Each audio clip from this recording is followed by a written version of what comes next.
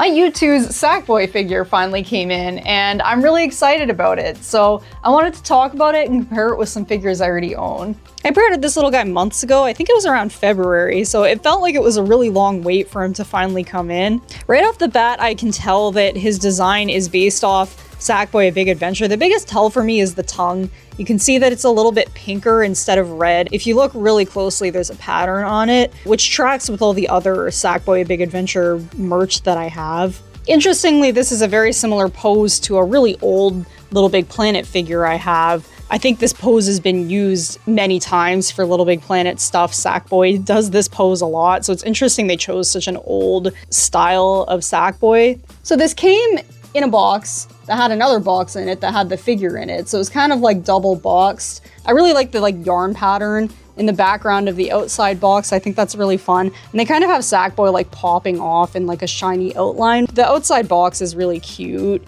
And then the inner box has the Sackboy: A Big Adventure branding on it. I find it interesting that they call it the Sackboy Collection. Does that mean there's more coming? I'm not really sure why they chose purple. Like Sackboy: A Big Adventure branding is blue, white, and brown. And then it says, hey, look on one side. I really like this.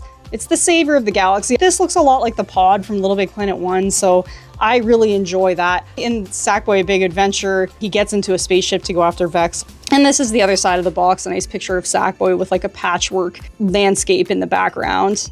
And then the top, you get the happy picture of Sackboy again. I think this figure is really nice quality. I appreciate how much texture there is on the yarn. Like, it doesn't feel cheap. It was an expensive figure. It's one of the more expensive figures I have. I just kind of lined it up here with some other figures kind of going from newest to oldest. This is the Nendoroid Sackboy. It came out in 2023.